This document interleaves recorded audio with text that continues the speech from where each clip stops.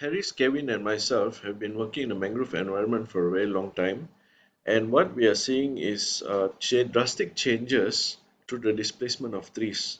Okay, and in the absence of the trees, we are actually seeing uh, the need for having heavy structures, as you can see on the right hand side. These are patented structures, okay, that have been introduced by men all around the world so that they can have another structure after these structures. Okay, so it will mean that is encouraging urbanization. So we are replacing organic to having man-made structures, but the impact is very obvious.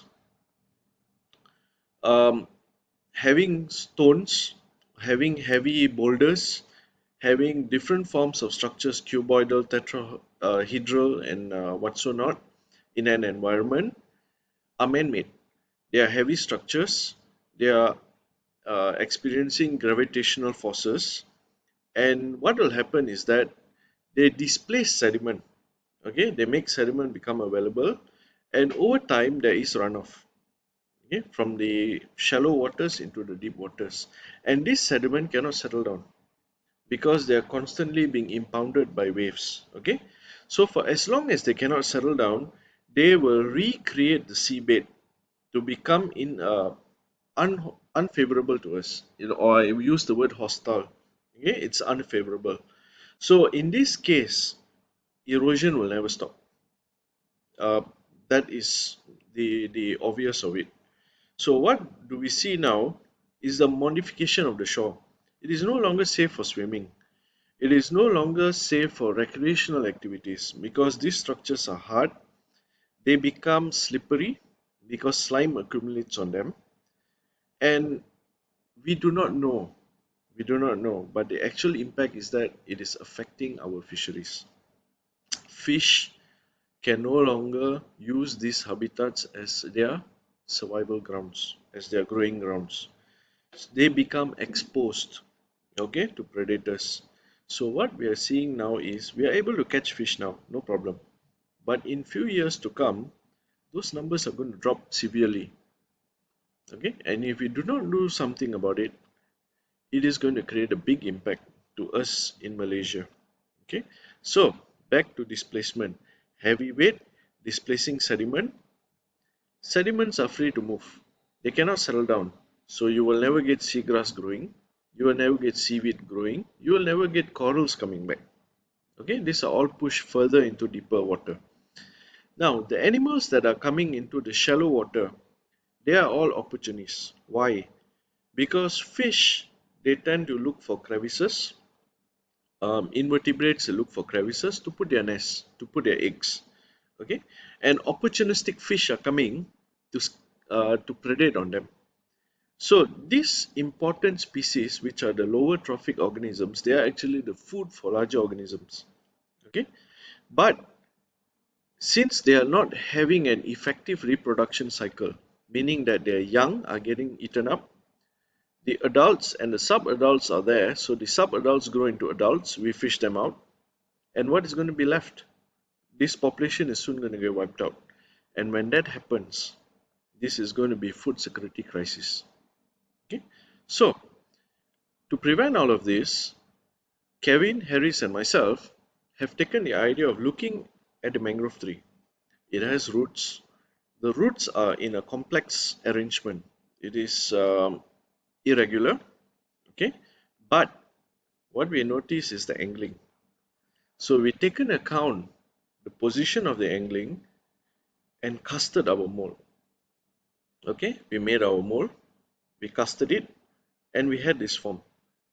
Now we made it to use. We put it in an aquarium and we observed how sediments are moving around it. And true enough, depending on how we embed it, okay, there is a settling process. Okay, but we cannot reveal too much because if we reveal too much information, this information can be replicable by someone else, and that is dangerous for us because we have not patented this idea. Okay, so what are we safe to reveal? Okay, so in this form of having the idea placed there, we have examined the beach. We have to understand how does the beach work. Okay. From then, we can place how many structures do we need, and then we can get a desired outcome. How much layering do we want to give the beach so that it can take storms, it can rehabilitate itself to its natural form, it can allow the settlement of seagrass, seaweed, and corals, which are all essential habitat for nursery as a nursery ground for small fishes. This is the key that we want to bring into this idea. Okay, now what do we need to do? The first thing first is to set up our database. How many units do we need? How many units do we need bring into the site, and how do we erect these units into the site so that we get the desired outcome? It is not a 1 day or 2 day effect. It will take minimum 3 months. For the same amount of time that we need to take the stones from the hills and put it on the shore, for as long as the same amount of time is needed to rehabilitate the shore. But if we do not take action, it is going to continue to be an unfavorable area. Fishermen are not able to go to sea, and we are no longer going to get fish. So we propose this startup of a very small amount so that we can have a small pilot study. We have few sites. Okay, it can either be in Bagan Datuk, it can be in Pantai Putri, or it can also be in Kuala Nerus. It depends on the shore conditions at that time and the time of implementation. We have a grace period where we are able to put in a structure, and of course we cannot reveal that information because it is very sensitive. Okay, uh, for as long as we are unable to patent it, for as long as that we will limit the idea of this mimicry to that context. So the things that we can reveal is what are we going to do with the funds? Most of the funds are going to go for getting a tractor and planting the structure. Okay, the least of the funds is going to be used on constructing the prototype. So we need only a period of 3 to 6 months, and from there we can start spreading from that area. We can start spreading to other coastlines. Okay, it's a continuous process, and once the structures are placed there, they need not be removed because they are made from the same material that's available in the area. Okay, and it will degrade with time and become the same material again, return to its original form. So it is sediment, using sediment in the shape of a mangrove root, having its function and returning it to its natural form because of the gravitational compaction. It will break up, it will disassemble, and it will be back the shore.